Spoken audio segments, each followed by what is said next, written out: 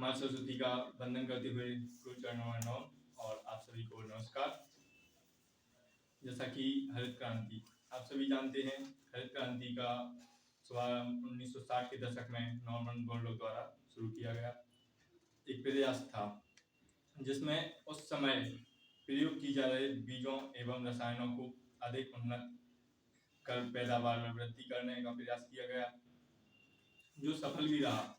और इस बीज का प्रयोग कर पैदावार में लगभग 6 से 8 गुना वृद्धि की गई। इसलिए उन्हें विश्व में हरित क्रांति के जनक के रूप में जाना जाता है तथा इस क्रांति की शुरुआत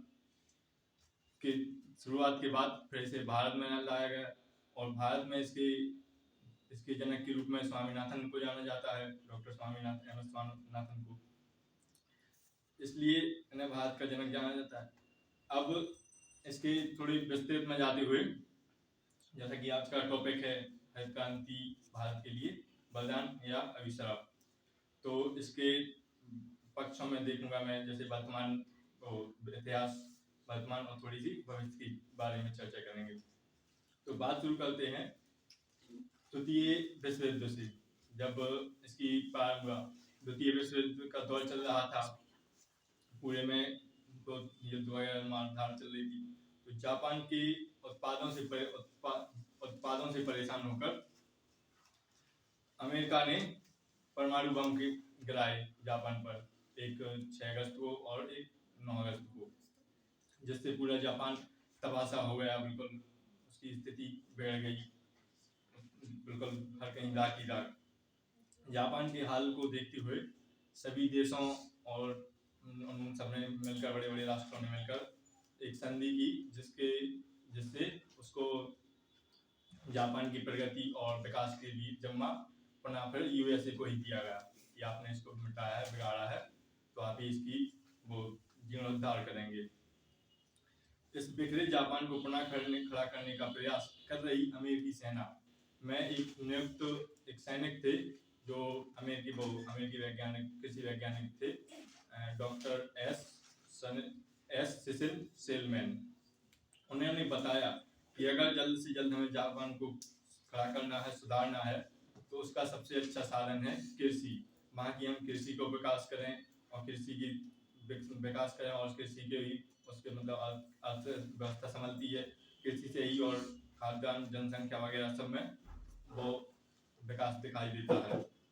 तो उन्होंने विभिन्न शोधों और तकनीकों के प्रयोग से एक नए विशिष्ट प्रकार की किस्म के गेहूं का बीज का निर्माण किया, और इस बीज के निर्माण से उन्होंने थोड़ी मतलब उपज में वृद्धि भी पाई। और फिर जब इसी बीज में जब उन्होंने देखा कि इससे वृद्धि, तो फिर इस बीज को अमेरिका लाया गया, जहाँ पे इसी बीज पर डॉक्टर नॉर्मन बोरलॉग ने अध्ययन किया। क्योंकि नॉर्मन बोरलॉग पहले से ही अपने मतलब शोध कार्यों में जुटे थे कृषि और वृद्धि को बढ़ाने के लिए, तो वे एक और उन्होंने इसकी जेनेटिक मतलब गेहूं की जेनेटिक को उस पर रिसर्च कर रहे थे, और ने एक जे वाला बीज भी लिया, तो दोनों को मिश्रण करके एक हाइब्रिड बीज का निर्माण किया, जिससे कृषि में और अधिक पैदावार देखी गई, 6 से 8 गुना वृद्धि देखी गई। और जब इसी के परिणाम अच्छे हुए, तो और विभिन्न देशों ने इस बीज का आयात किया और इसी बीज पर शोध और पैदावार में उपयोग किया, जिससे जो क्रांति आई, उस क्रांति को देखकर इसी परिवर्तन से हुआ, उसी का नाम हरित क्रांति दिया, जो कि विलियम नॉर्डवर्ड ने इन परिवर्तनों को देखकर इसका विलियम यार्ड ने इस क्रांति को हरित क्रांति नाम दिया था। अब बात करते हैं भारत में। क्योंकि भारत में जब आज़ादी का दौर था, तो एक बहुत बड़ा भीषण अकाल चल रहा था। इसके पहले भी जैसे वो ब्रिटिश ने 200 साल लगभग भारत पर राज किया, तो उन्होंने भारत का पूर्णतः शोषण किया, हर तरीके से शोषण किया, किसानों को भी लूटा और भूमि को भी बनवाने की बहुत फसलें उगाते थे, तो हर तरीके से नाश किया उन्होंने। और 1947 जब आज़ाद हो रहा था, तो बंगाल में अकाल आया, उससे लगभग 30 लाख के आसपास अपने यहाँ की जनता मारी गई। किसानों की हालात बिल्कुल खराब हो गई थी उस समय, और कुछ लगभग कोई धंधा वगैरह था नहीं, जिससे हमारे यहाँ की बहुत अच्छी विकास हो। उस समय हालात जो थे किसान इनके शोषण के बाद कि कृषि के लिए दो चीजें आवश्यक होती हैं, कृषि किसान और भूमि। तो ना तो किसान के पास उतना पैसा था कि वो अपनी कृषि भूमि पर बीज डाल सके, और ना भूमि में इतनी उर्वरता थी कि वो अपने किसान का पेट भर सके। और फिर जब इस विश्व में अमेरिका में नॉर्मन बोरलॉग ने अपनी क्रांति कर ली थी, तो अमेरिका में शोध देख रहे थे, जो मतलब नॉर्मन बोरलॉग शोध करना चाहते थे, वो फिर भारत में आए। मार्च 1963 में नॉर्मन बोरलॉग भारत आए। वो देखना चाहते थे कि भारत की और यहाँ दक्षिण एशिया की जलवायु में हमारा बीज ग्रो कर पाता है नहीं, क्या परिणाम देते हैं, इसलिए वो भारत आए। और यहीं पर उनकी मुलाकात हुई डॉक्टर स्वामीनाथन से। तो हमने दोनों ने मिलकर और इसको, स्वामीनाथन चूंकि पहले से भी और रिसर्च कर रहे थे, वो धान के बीज पर रिसर्च कर रहे थे। अमेरिका जापान के धान के बीज पर देख रहे थे, क्योंकि जापान में देख रहे थे कि वहाँ का पौधा अच्छा ग्रो कर रहा है। भारत में जो धान के पौधे होते हैं वो पतले एवं लंबे होते हैं, लेकिन वहाँ का जापान का पौधा जो होता है वो मोटा और अच्छी उपज देने वाला होता है। तो वे चाहते थे कि ये क्यों ना ऐसा ही भारत में भी आए। तो ये शोध कर रहे थे कि उन्होंने देखा कि अगर इसके मोटे को पतला है, अगर इसको खाद दे देते हैं ज्यादा तो वो सह नहीं पाता है, गल जाता है। इसलिए वो उन्होंने ये सोचा कि वहां से अपनी यहाँ लाया जाए वो पौधा भी। तो इसी तरह फिर 1966-67 के दौर में भारत में पहली हरित क्रांति आई। और इसी के बाद पूसा कृषि शोध संस्थान की उद्घाटन बनाया गया, जो पहले बिहार में था, अब दिल्ली में है। इसी क्रम में 1965 में कृषि मंत्री थे सी सुब्रमण्यम, जिन्होंने जुलाई 1964 में मैक्सिको से नए बीज के आयात करने की अनुमति दी। क्योंकि उस समय दौर था, अपने यहाँ दो युद्ध लड़े गए। पहला युद्ध पाकिस्तान से 1962 में लड़ा गया, और दूसरा वो चीन से 1962 में चीन से, और फिर दूसरा युद्ध पाकिस्तान से लड़ा जाता था। अपने यहाँ बीच काल का दौर था, अपन केवल आयात के दम पर ही जीवित थे। अमेरिका से अपन गेहूं का आयात लेते थे, और वो भी बिल्कुल खराब क्वालिटी का आता था। लगभग जो वहाँ के जानवर या फेंकने योग्य होता था वही भारत में आ पाता था और भारत के लोग खाते थे। लेकिन इसमें भी जब भारत और पाकिस्तान की लड़ाई चल रही थी, तो अमेरिका ने भारत को दबाने की कोशिश की।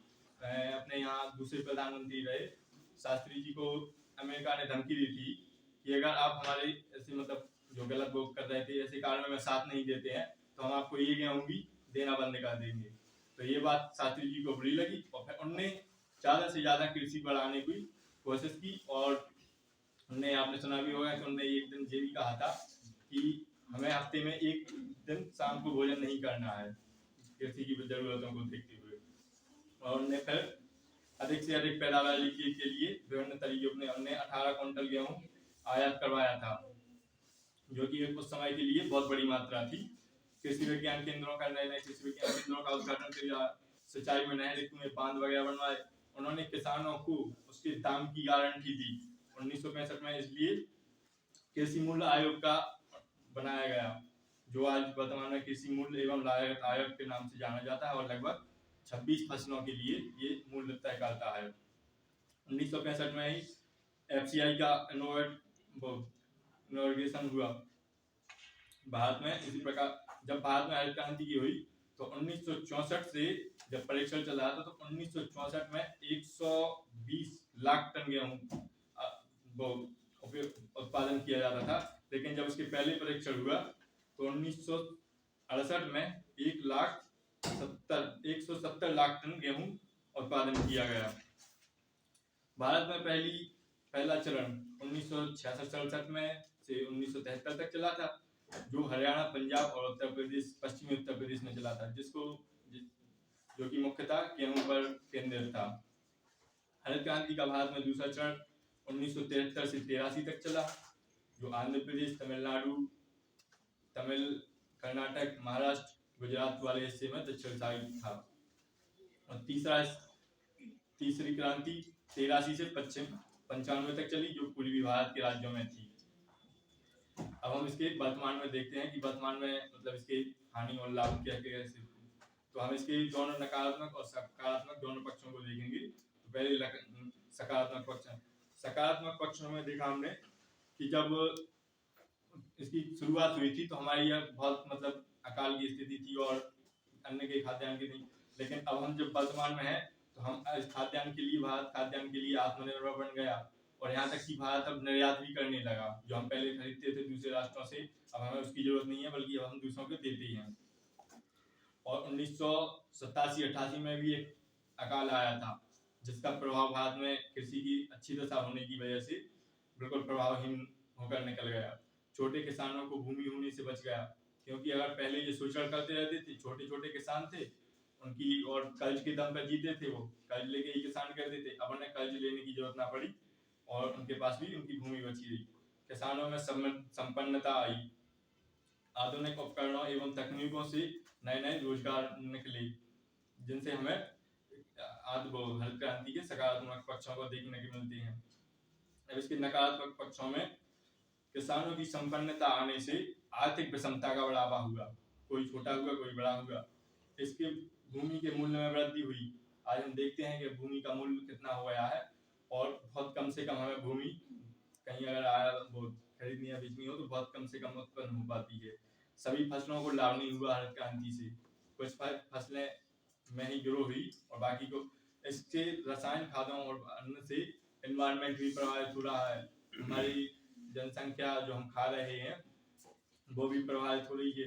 हर्बिसाइड, इंसेक्टिसाइड, फंजीसाइड आदि का प्रयोग, उर्वरक एवं खाद्यों का प्रयोग से हमारी वर्तमान में फसलें प्रदूषित एवं जमीन भी बहुत प्रदूषित हो रही है। हरित क्रांति को अपनाने का जो हमने वो देखा था, हरित क्रांति को अपनाने का मन बनाया था, लेकिन इसके दूरगामी परिणामों की कल्पना नहीं की थी हमने। इससे कृषि में क्रांति तो जरूर आई है, लेकिन वो क्रांति आज घातक बनने लगी है। रसायनों के अंधाधुंध उपयोग से आज हम अन्न नहीं बल्कि जहर खा रहे हैं। ऐसे हमें परिणाम देखने को मिलते हैं। और इससे अब अगर हम भविष्य की कल्पना करें तो मुझे लगता है कि तो लोग कृषि से दूर भाग रहे हैं, तो जो दौर पहले था हरित क्रांति के पहले वो पुनः वापस आएगा। जैसे कि हम देखते हैं कि कहते हैं कि पृथ्वी गोल है, तो हमें मुझे लग रहा है कि अब वो चक्र फिर से लौटने वाला है कि हमने पृथ्वी की एक पूरी धुरी कर ली है और हम वहीं पहुंचने वाले हैं। जो हम परंपरागत खेती करते थे पहले, हम एक दिन फिर उसी पे आ जाएंगे। क्योंकि आज हम देख रहे हैं कि जो हरित क्रांति है रसायनों के खाद से देखा कि रसायनों की खाद से बहुत ज्यादा आजकल बहुत अंधाधुंध उपयोग हो रहा है। किसान न अनजाने में किसान फसलों को बढ़ावा देने के लिए खेतों में खाद डाले जा रहे हैं, ना वो खेतों की सोच रहे हैं, ना वो फसलों की सोच रहे हैं कि इससे आगे का वो क्या होगा। इसी वजह से केन मैया ने सुझाव भी दिया था। भविष्य में ये बात हरित क्रांति ने बहुत बड़े संकट में के समय में सामने आकर हमारी रक्षा तो की है, किंतु उससे अब नकारात्मक पक्ष अधिक सामने आने लगे हैं। इसके अन्य विकल्प के लिए अब हमें सोचना होगा और इसका हमें सही अभी वर्तमान में हम उपयोग करते हैं कि जैविक कृषि को हम बहुत बढ़ावा देते हैं। जैसे अभी देखा है कि 2016 में सिक्किम राज्य पूर्णतः जैविक कृषि करने वाला राज्य बन गया। और मुझे ये भी लगता है कि आगे देखो एक कृषि से दूर भाग रहे हैं जो लोग कृषि पढ़ भी रहे हैं, वो भी इसलिए पढ़ रहे हैं कि हमें कृषि नहीं बल्कि कृषि में कोई एक अवसर बनना है कृषि की डिग्री प्राप्त करके। और आगे जैसे जो किसान है वो भी ये सोचा है कि हमारा भी बच्चा, आज हम पैसे कमा रहे हैं कृषि से, तो हम आगे जाके अपने बच्चों को पढ़ाएंगे और इससे पढ़ा के उन्हें किसी नौकरी या किसी कार्य में लगाएंगे। सब अपने अपने मतलब कृषि से दूर भाग रहे हैं। उसी प्रकार अब हमें जरूरत है कि प्राचीन परंपरागत जैविक कृषि को अपनाने की, जो हमारे वायुमंडल, पर्यावरण, हमारी भूमि को अपनाने, हमारे खाद्यान्न एवं हमारे स्वास्थ्य की रक्षा करे।